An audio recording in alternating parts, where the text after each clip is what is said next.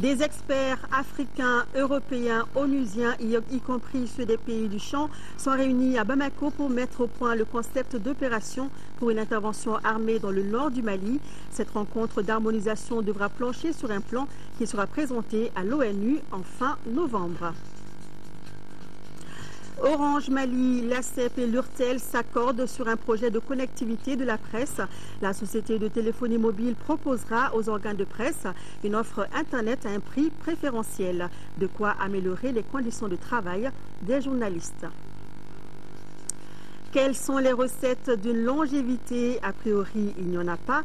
Pourtant, la doyenne du Mali, Bassorona Keïta, âgée de 128 ans, a sa recette personnelle, pratiquer une activité physique et avoir une alimentation saine.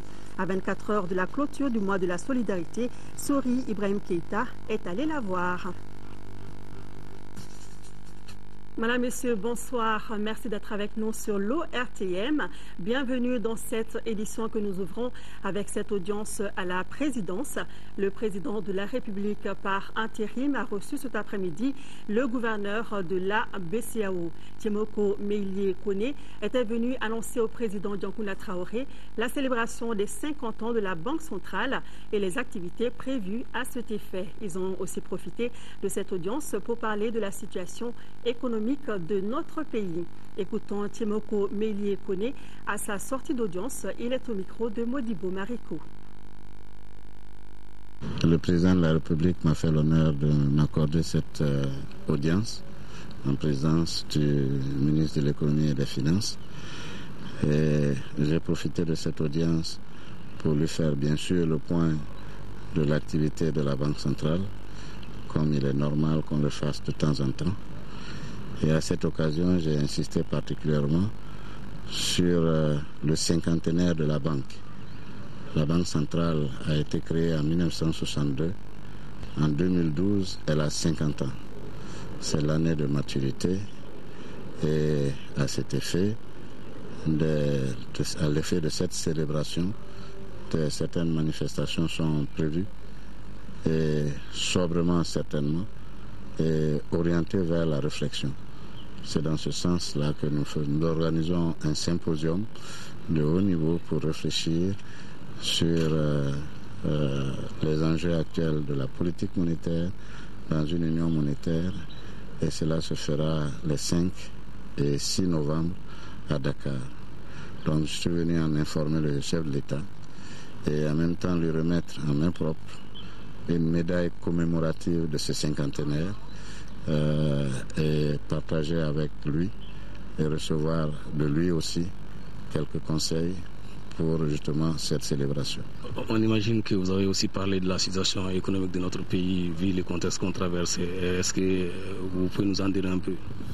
Je crois que on ne peut pas ne pas évoquer ce genre de questions, mais la situation économique que nous avons peut-être pas évoquée dans le détail reste celle d'un pays qui a connu une crise, mais qui mène les efforts nécessaires pour sortir de cette crise au plan économique. Voilà ce que je peux vous dire. Quelle est l'appréciation que la BCEAO a de l'effort que notre pays est en train de fournir pour sortir de la crise? Cette appréciation est bonne. Et n'oubliez pas que la Banque centrale n'est pas une entité à part. C'est la Banque centrale du Mali, au même titre que c'est la Banque centrale des 7 autres États. Et que les efforts qui sont faits, nous les suivons au quotidien avec les autorités maliennes et notamment le ministre de l'Économie et des Finances. Donc, s'il y a appréciation, je préfère que ce soit les autres qui apprécient. Moi, je suis dans l'action avec le Mali. À l'instant, le gouverneur de la BCEAO. Le nouvel ambassadeur du Canada au Mali a été reçu ce matin, respectivement à l'Assemblée nationale et à la primature. Lui de Lorigné, qui vient de prendre fonction au Mali, était venu rendre une visite de courtoisie à Younous Touré et à Cheikh Modibo Diarra. Les personnalités ont parlé de la crise au nord du Mali. L'ambassadeur du Canada a rappelé le soutien de son pays au Mali pour la reconquête des régions du Nord. Écoutons le diplomate au micro de Sira Batili.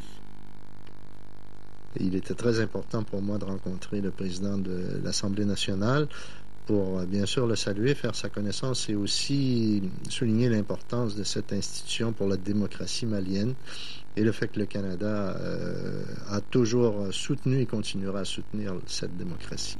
On a parlé bien sûr de la situation du pays, du nord du pays, puis on a parlé aussi de la situation du retour à l'ordre constitutionnel et du fait que le Canada est là, bien sûr, pour aider à ce rétablissement. Est-ce qu'on peut avoir une idée de la position du Canada sur la crise du Mali? Le Canada est solidaire de la communauté internationale. Le Mali a fait appel à la CEDEAO. Il y a eu une conférence récemment, le 19 octobre, ici à Bamako, en présence des Nations Unies, de l'Union africaine, de l'Union européenne, des grands pays des grands pays de la communauté internationale, des pays de la région aussi, qui ont tous unanimement condamné la situation dans le nord du pays et adopté la résolution que vous connaissez, qui a été initialement adoptée, bien sûr, par le Conseil de sécurité concernant cette situation au nord. Le Canada est solidaire de cette position-là. Le Mali peut compter certainement sur l'aide du Canada. Vous savez que le Canada est un des plus grands bailleurs de fonds dans le cadre de la coopération internationale ici au Mali. À l'instant, l'ambassadeur du Canada, Louis de Lorigné, reçu ce mardi par le premier vice-président de l'Assemblée nationale et le premier ministre. Ouverture ce matin à l'école de maintien de la paix d'une réunion sur le concept de l'opération militaire pour la reconquête des régions du nord du Mali. C'était sous la présidence du ministre de la Défense et des anciens combattants, placé sous l'égide de l'Union africaine. Cette réunion regroupe tous les acteurs nationaux et internationaux intervenant dans le processus, y compris ceux des pays du champ. Reportage de Mahamadou Doumbia. Aujourd'hui, le Forum des organisations de la société civile est un maillon essentiel dans l'ancrage démocratique au Mali. Pour son efficacité, le Forum vient de bénéficier d'un appui conséquent de 9,5 milliards de francs CFA. Ce programme d'appui aux organisations de la société civile vise à améliorer les politiques de développement du gouvernement et des partenaires techniques et financiers. POST 2 offre l'occasion au Forum des ESC, à ses organisations membres et aux organisations de la société civile de poursuivre une dynamique inédite de renforcement de leur mouvement d'ensemble. Le poste D est bâti sur la logique permettant aux ESC d'être le maître d'ouvrage de leur propre renforcement, l'objectif étant de conforter leur rôle d'acteur d'analyse, de critique et de propositions alternatives au développement. La mise en œuvre du programme devra consolider les acquis enregistrés par les organisations de la société civile malienne. Et j'espère que ce programme va contribuer à stimuler ces discussions dans le sens positif, va aider aussi à la société civile d'entrer dans une discussion positive et constructive avec le monde politique. Dans ces moments de crise, le pays a besoin de vous tous. Ce programme, c'est le vôtre. Ce programme, c'est le programme malien et nous, on est là pour supporter, mais pas pour diriger. Ce programme 2 renforcera les capacités des organisations de la société civile pour qu'elles soient à l'avant-garde de l'ancrage démocratique. Si la première phase n'avait pas réussi, nous n'en serions pas là. Je vous félicite pour ce travail qui a fait et qui vous vaut la confiance des bailleurs de fonds. Il a été dit ici, ce n'est pas un programme strictement européen, c'est un programme multibailleur, et donc des fonds qui arrivent d'un peu partout pour appuyer les organisations de la société civile. Je vous engage à un travail efficace pour pouvoir honorer ceux qui investissent autant pour nous aider. Un point de presse a clôturé la cérémonie de lancement du PAOSC 2, pendant lequel le projet a été présenté au public. Le PAOSC 2 dure 116 mois. Il est cofinancé par l'Union européenne, le Danemark, la Suisse, la Suède, le Canada et les États-Unis. Voilà, l'instant, c'était plutôt le reportage de Boubacar Sissoko sur le lancement du programme d'appui aux organisations de la société civile, un programme qui devra renforcer les capacités des organisations de la société civile pour qu'elles jouent efficacement leur rôle pour un véritable ancrage démocratique au Mali. Dans un instant, nous vous proposerons la réunion à l'école de maintien de la paix. En attendant, le ministre de l'administration territoriale et de la décentralisation informe la communauté musulmane que le retour des pèlerins du premier avion de la filière gouvernementale est prévu à Bamako le mercredi 31 octobre à 13h. Les heures d'arrivée des autres vols feront l'objet de communiqués ultérieurs. Donc le premier avion est attendu demain, mercredi 31 octobre à 13h. Le PDG d'Ernest poursuit ses actions humanitaires. Il a remis ce matin aux populations du Nord 50 tonnes de riz, 220 cartons de savon et d'importants équipements sportifs. Par ce geste, Malamine Koné entend contribuer au renforcement de la chaîne de solidarité en faveur de nos compatriotes du Nord. Le reportage est de Bourama Traoré. C'est un président de la République tout heureux qui arrive à la maison des aînés. Heureux du geste de solidarité d'un digne fils du pays, Malamine Koné. Le PDG d'Ernest remet aux populations du Nord 220 cartons de savon, 290 cartons d'eau de Javel, 50 tonnes de riz, 2 tonnes de lait en poudre et d'importants équipements sportifs. Preuve que la solidarité n'est pas un vain mot au Mali. Toutes les actions que je pose depuis près de 10 ans maintenant, au Mali et partout ailleurs en Afrique, c'est parce que j'ai la conviction, j'ai l'intime conviction que nous aurons un jour notre chance et que nous aussi, on montrera la voie aux autres. Mais dans l'unité, s'il vous plaît, dans l'unité. Nous devons mettre chaque personne à sa place, faire confiance à nos institutions, faire confiance à notre chef de l'État. Ce geste du patron d'Ernest rallonge la chaîne de solidarité en faveur de nos compatriotes du Nord. Les dons sont répartis entre le Coran, l'association Cri de Cœur et l'ONG EFAT de Tessalit. Les bénéficiaires ont remercié le donateur pour cet appui combien important. Le président de la République par intérim n'en dit pas moins. Ce groupe montre par ses dons de ce que la solidarité au Mali a une signification. La solidarité, c'est la vertu cardinale de notre peuple. Et cette année, nous avons besoin de faire montre de beaucoup de solidarité. Si nous voulons sortir de la situation dans laquelle nous sommes, je ne doute pas que nous allons en sortir. Parce que je sais que, de toute façon, les Maliens finissent toujours par se retrouver et par faire jouer cette solidarité. Concernant la reconquête du nord du Mali, le chef de l'État est formel. Aucune partie de notre pays ne restera sous le joug de l'occupation. Et cet engagement, dit-il, sera tenu. Tant que les Maliens resteront ensemble, tant qu'ils seront solidaires, tant qu'ils se donneront la main, ils sortiront toujours des pires difficultés. Et c'est pour cela que moi j'ai confiance et je demande aux Maliens d'avoir confiance, de ne pas désespérer. Dans les jours et les semaines à venir, cette situation que nous vivons, elle va changer. Ça, j'en prends l'engagement. Auparavant, le PDG d'Ernest s'était rendu à l'école cathédrale pour une visite de courtoisie, avec en toile de fond la remise des équipements sportifs, des bibles et 10 tonnes de riz à l'église. Même quantité de riz remise ce lundi au Haut Conseil islamique. Ensuite, Mme Koné a rencontré les responsables du Conseil national du patronat du Mali. Question de s'informer sur les activités et les missions du Conseil. Dernier acte du jour, la visite du grand marché de Bamako. Le patron d'Ernest a voulu s'imprégner des conditions des commerçants détaillants. Visite qui a été suivie d'une rencontre autour des défis du secteur. Dans l'après-midi, le président directeur général d'Ernest a rendu visite à l'ORTM, une visite qui lui a permis de mieux comprendre le fonctionnement de la structure. Malamine Koné n'exclut pas une collaboration avec l'ORTM afin que cette structure joue pleinement sa mission. Juste après, il s'est rendu à la maison de la presse où il a remis du matériel informatique pour la grande famille de la presse malienne. Reportage de Mohamed Diarra. Pour la deuxième fois, le PDG de Ernest sera à l'ORTM.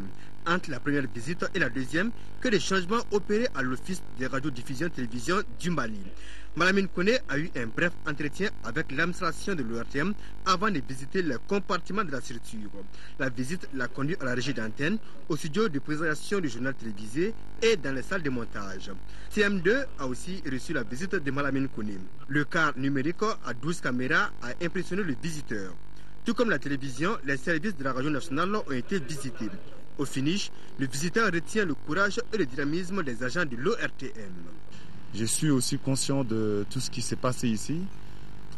Je pense que ce n'était qu'une prise de contact parce que je connais personnellement le nouveau DG et on a, en dehors de sa profession, on a des affinités.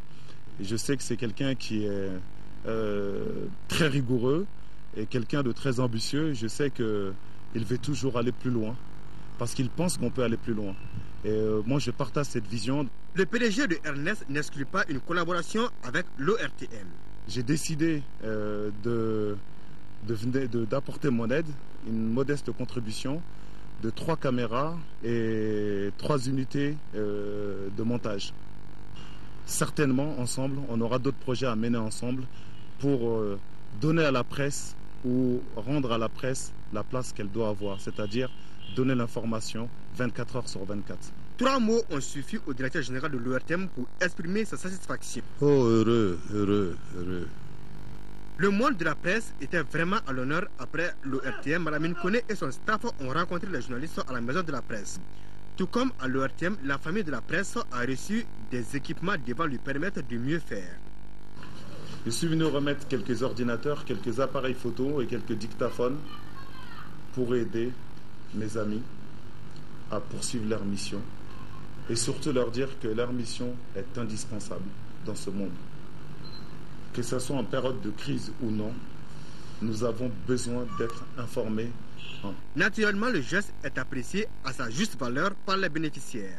J'ai toujours été très proche de la presse, des journalistes et tout.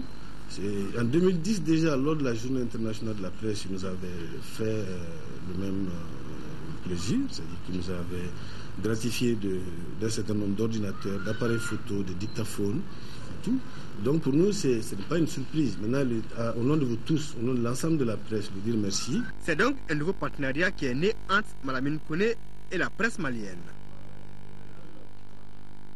Je vous annonçais tout à l'heure l'ouverture ce matin à l'école de maintien de la paix d'une réunion sur le concept de l'opération militaire pour la reconquête des régions du nord du Mali. C'était sous la présidence du ministre de la Défense et des anciens combattants placé sous l'égide de l'Union africaine. Cette réunion regroupe tous les acteurs nationaux et internationaux intervenant dans le processus, y compris ceux des pays du champ. Reportage de Mahamadou Doumbia.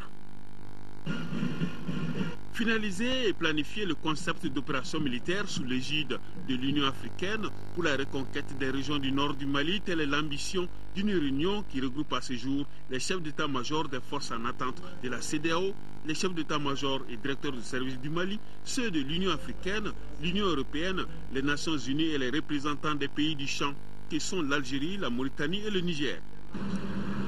Au regard de la volonté manifeste d'un partenariat élargi au profit du Mali, nous nous acheminons, grâce aux efforts conjugués de l'Union africaine et de la CEDEAO, vers la mise en place d'une force internationale sous direction africaine et qui soit à même d'offrir toutes les garanties de succès contre le sanctuaire du terrorisme international qui semble prospérer dans les régions occupées du nord Mali. Au regard de la complexité de la situation du nord du Mali, l'implication de tous les partenaires, y compris ceux des pays du champ, est plus que nécessaire. Les crises auxquelles le Mali est confronté aujourd'hui constituent des menaces sérieuses aux principes fondamentaux de l'Union africaine, notamment le respect de l'unité nationale et de l'intégrité territoriale, le rejet du terrorisme et du recours à la rébellion armée pour faire prévaloir des revendications politiques. C'est pourquoi, lors de sa 327e réunion tenue à Addis Abeba au niveau des chefs d'État et de gouvernement, le Conseil de paix et de sécurité de l'Union africaine a réaffirmé l'attachement indéfectible de l'UA et de l'ensemble de ses États membres à l'unité nationale et à l'intégrité territoriale de la République du Mali, qui ne saurait faire l'objet d'aucune discussion ou négociation. Conscient de l'enjeu et ravi de cette rencontre internationale, le ministre de la Défense et des anciens combattants a rappelé des actions concrètes de courte durée visant à libérer nos compatriotes qui ont déjà longtemps souffert des exactions des islamistes et des bandits armés. Les actions à mener pourront emprunter deux axes principaux. 1. Le premier axe concernera toutes les opérations liées à la reconquête des régions aujourd'hui occupées. Ces opérations devront être menées avec détermination et réalisme. Le point de mire est le soulagement rapide des populations qui souffrent le martyre depuis trop longtemps déjà. La phase de mise à niveau des équipements et de l'entraînement des unités ne devra guère accéder 2 à 3 mois. C'est en un mot la phase d'urgence dont la réussite dépendra dans une large mesure de l'engagement des partenaires bilatéraux et multilatéraux. 2. Le second axe s'établira dans la durée et concernera tout le processus de réforme du secteur de la sécurité. Il permettra la consolidation, le renforcement, la reconstitution de l'ensemble des forces armées et de sécurité. Avec cet élan de solidarité internationale, sans nul doute, notre pays sera bientôt recousu. Les populations libérées, remises dans leurs droits et leur dignité. Le ministre de l'Agriculture, Dr Yaranga Coulibaly, a participé à la 10e conférence ministérielle africaine sur les coopératives tenue à Kigali au Rwanda du 26 au 27 octobre dernier sous le thème « Les coopératives bâtissent une Afrique meilleure ». Les participants ont recommandé le renforcement de la mise en œuvre des stratégies visant à développer les coopératives sur la période 2012-2015. La création d'un environnement favorable à la mise en œuvre des dites stratégies. Notre pays a été retenu pour abriter le sommet sur le suivi du programme à mi-parcours en 2014 qui fera l'état des lieux des recommandations de la conférence de Kigali. Signature cet après-midi d'une convention entre Orange Mali, la CEP et l'URTEL. L'accord porte sur un projet de connectivité de la presse. À travers ce projet, Orange Mali propose aux organes de presse une offre Internet à un tarif préférentiel. Elle entend exercer son rôle d'entreprise engagée pour le développement en affirmant sa responsabilité sociétaire. Le but est d'améliorer les conditions de travail des journalistes. Le reportage est de Ibrahima Traoré.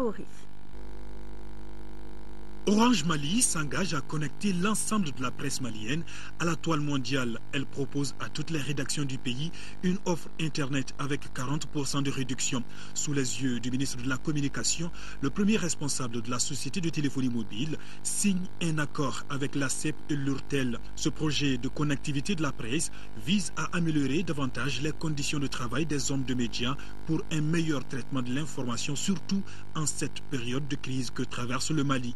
Cet engagement de Orange Mali aux côtés de la presse malienne est aussi une réponse heureuse à un souci constant de la corporation, celui d'obtenir des allégements sans cesse souhaités et qui entreraient dans les cadres de l'aide indirecte à la presse. Il n'y a pas de développement sans liberté. L'une des libertés fondamentales, c'est la liberté d'expression, c'est la liberté de la presse. Une société qui aide cette presse à s'épanouir, surtout pas ces temps difficiles, qui aide cette presse à amoindrir les coûts de la connexion. Franchement, je voudrais vous applaudir très fort Orange Mali qui vient de prouver encore une fois que son souci, c'est le développement du pays. Mais les autres secteurs, je ne sais pas. Ne serait-ce qu'à travers la presse. Ce projet devra impulser la dynamique de l'usage de l'Internet par les journalistes maliens. On note aussi la réduction de la fracture numérique et surtout l'allègement des charges au sein des organes de presse. C'est quelque part une responsabilité citoyenne que de pouvoir redonner à un pays, le Mali, tout ce que ce pays donne aussi à Orange Mali. Donc c'est quelque part logique que cette application se mette en place. De cette façon-là, On essaye, modestement, chaque jour, de réduire un peu la fracture numérique en donnant l'accès au monde de l'Internet, en donnant l'accès au monde de la data, en donnant l'accès à toutes les données mondiales qui existent dans toutes les banques mondiales. Je mesure à sa juste valeur la portée de ces gestes d'Orange Mali qui s'inscrit en droite ligne des ambitions et des objectifs du ministère de la Communication. Nous avons la ferme volonté d'aider la presse malienne, notre presse, pour qu'elle soit à hauteur des missions pour l'atteinte des objectifs de la transition. À travers ce projet, Orange Mali concrétise sa politique RSE, responsabilité sociale d'entreprise, notamment l'axe technologie au service du développement. La Turquie a célébré hier, 29 octobre, l'anniversaire de son indépendance placée sous le signe du progrès. Ici à Bamako, cela a été l'occasion pour l'ambassadeur de Turquie d'inviter de nombreuses personnalités à l'hôtel Laïko Amitié. Lors de son allocution, il a réaffirmé son attachement à l'intégrité territoriale du Mali. Le reportage est de Nyanya Ayou Traoré. C'est un 29 octobre 1923 que la République de Turquie a été proclamée. Son premier président fut aussitôt élu. Il s'agissait de Mustafa Kemal. C'est fort de cette histoire que l'ambassadeur de la Turquie au Mali a célébré en toute convivialité l'indépendance de son pays.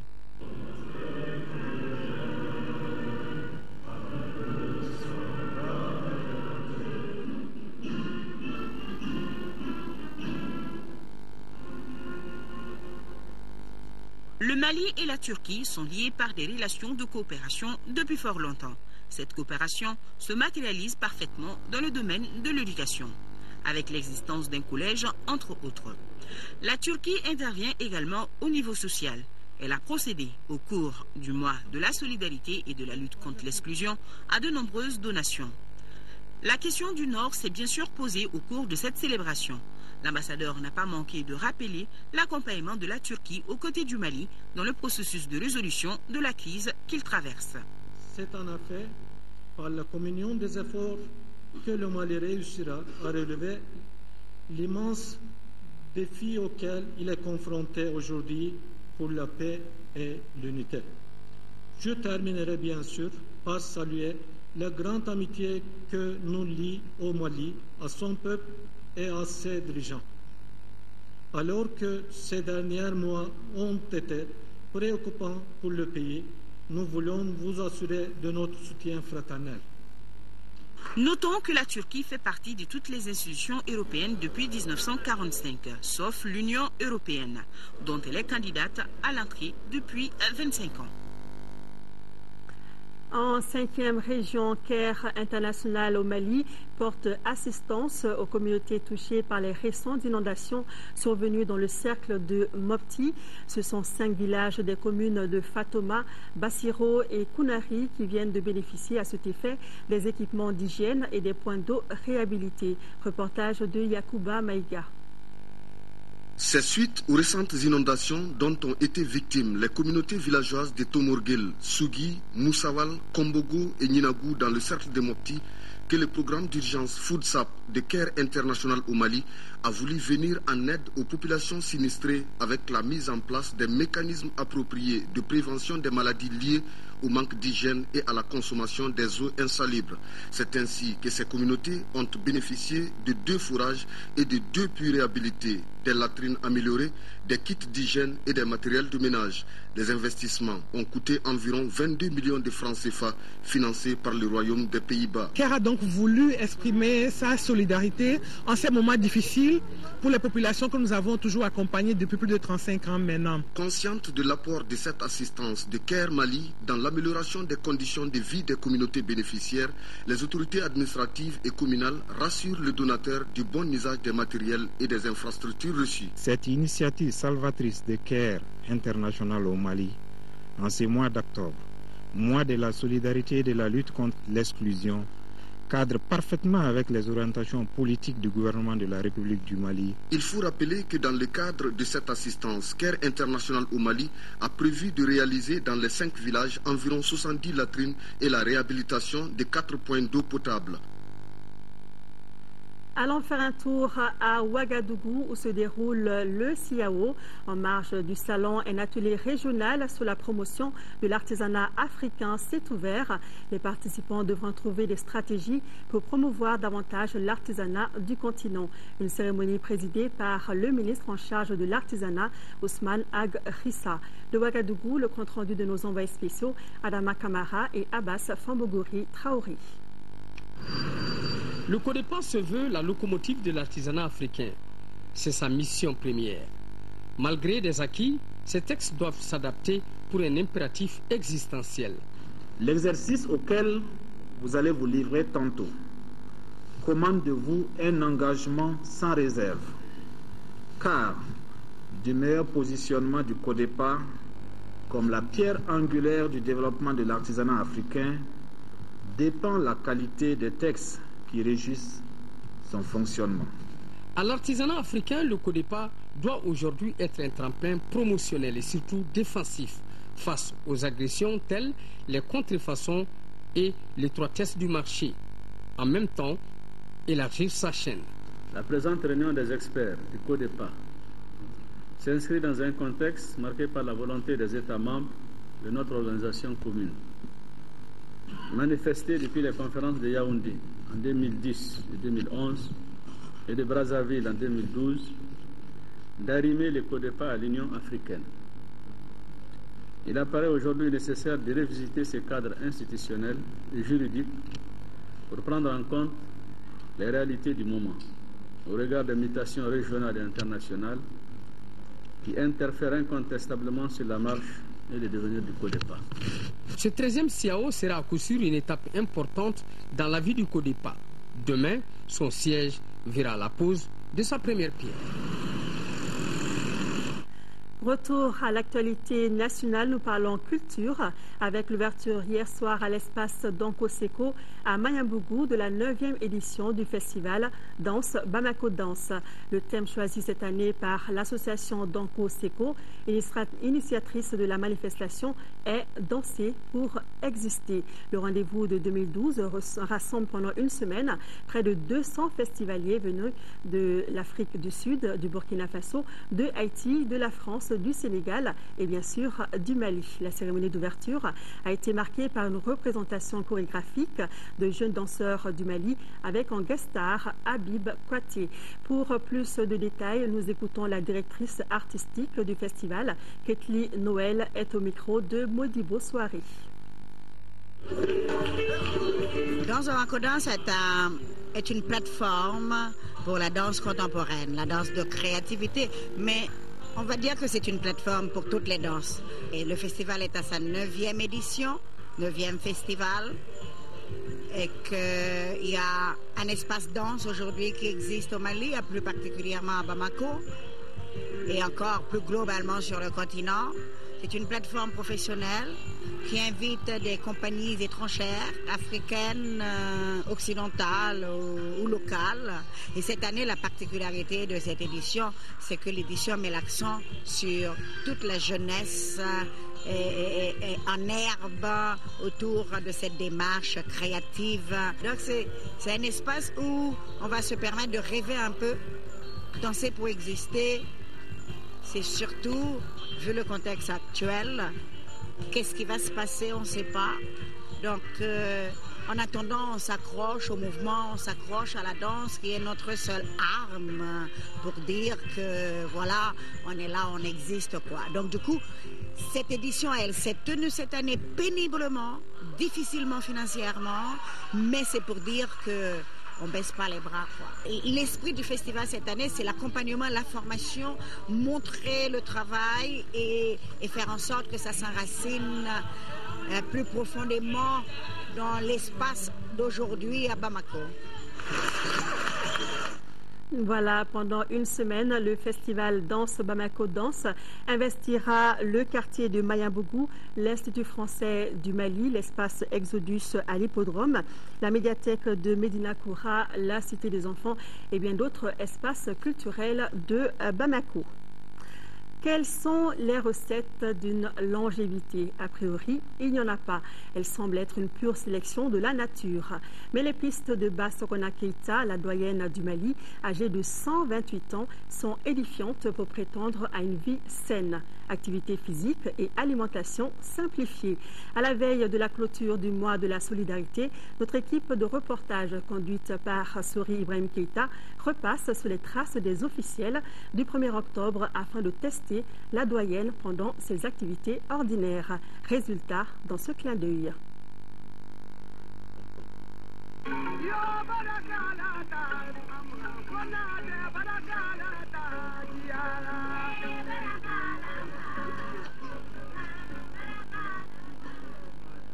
Sans blague, et ce n'est pas un film. Elle a 128 ans, c'est connu, est doyenne officielle des 13 millions de Maliens. Cela aussi est convenu. Du nouveau, il en existe pourtant un dans l'histoire vécue de Bassokona Keïta.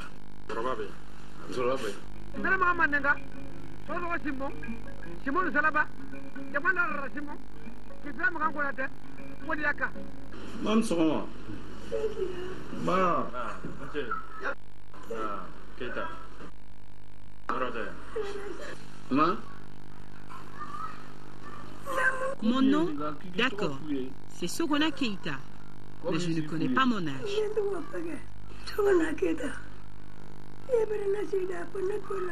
L'histoire de la doyenne du Mali se révèle très chargée de symboles. 1884, première naissance du village Nafadi qui venait d'être fondé à Sandama aux environs de Sibi.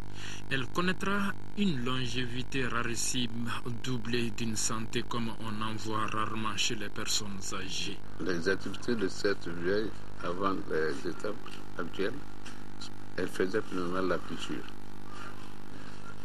Elle faisait beaucoup d'arachides. Elle était très dévouée à la culture. De la culture maintenant, elle s'est retrouvée à la mosquée. Toutes les femmes de Svenungoro, ils vont à la maternité pour l'accouchement, venaient nous empêcher de nous demander de leur donner notre moment pour qu'elle l'accompagne.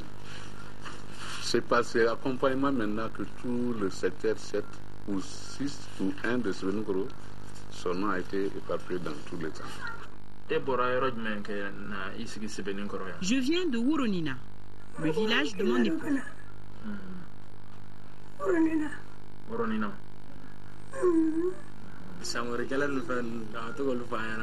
Elle nous raconte l'histoire de Samoli. Elle maintient toujours le suspense pour nous obliger à revenir.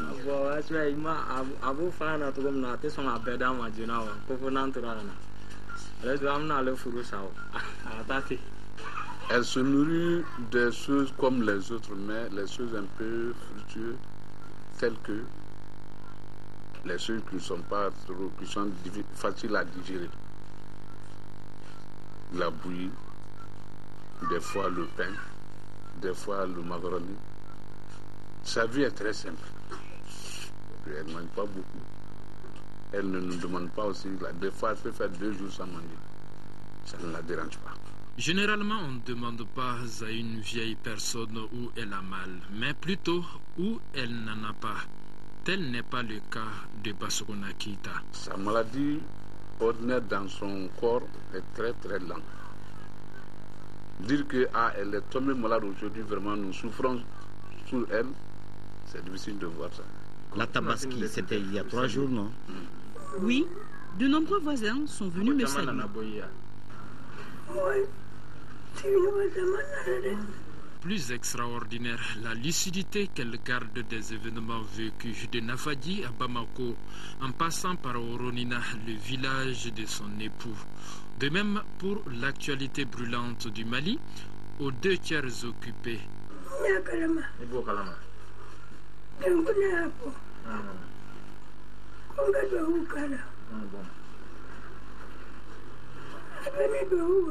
Le président Djoukouda Traoré m'a parlé du Nord et m'a demandé des bénédictions. Le Mali se retrouvait là.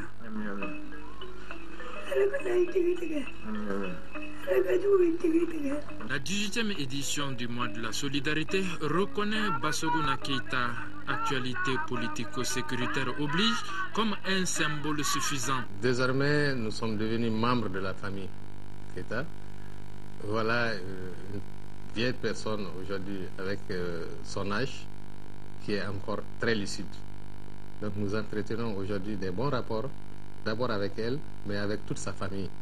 Parce que nous continuons à la suivre d'abord sur le plan médical, nous continuons à la suivre sur le plan alimentaire et nous continuons à la suivre sur le plan social. Nous suivons effectivement toute la vie aujourd'hui de la doyenne d'âge, parce qu'elle est rentrée désormais, si vous voulez, dans le patrimoine du développement social, car après plusieurs éditions, aujourd'hui c'est elle qui nous représente à travers tout ce que nous sommes en train de faire dans le cadre de notre politique du troisième âge.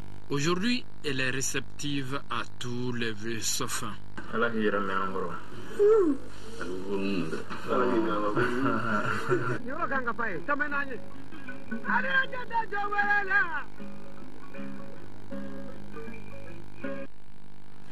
Voilà une recette bien simple de longévité, pratiquer une activité physique régulière et avoir une alimentation saine.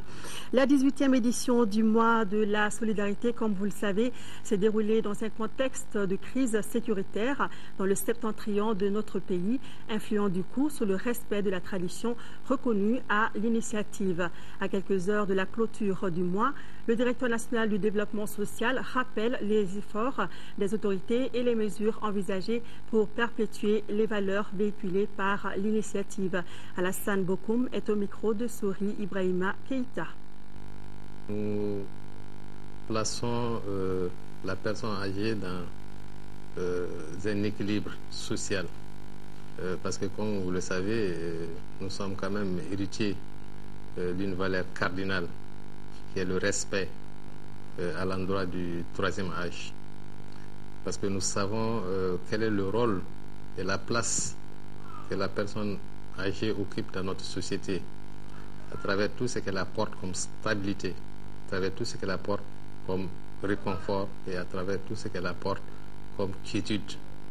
La personne âgée à côté de la personne jeune, si vous voulez, c'est le flambeau qui a fait que dans le cadre de la célébration des activités du mois, il est prévu effectivement un espace d'abord de rencontre entre les générations jeunes et les générations âgées, mais aussi il est prévu d'organiser ces visites à l'endroit de la personne la plus âgée.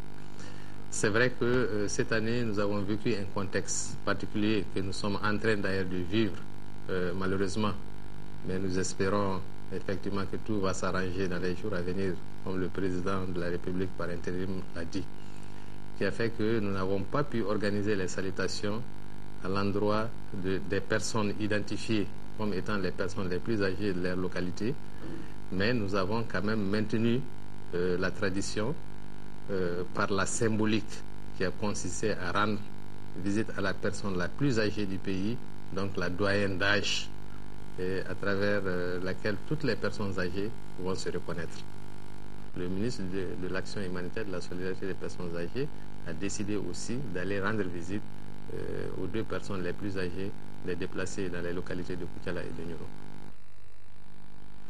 À l'instant, le directeur national du développement social qui rappelait les efforts des autorités et les mesures envisagées pour perpétuer les valeurs véhiculées par le mois de la solidarité qui s'achève demain.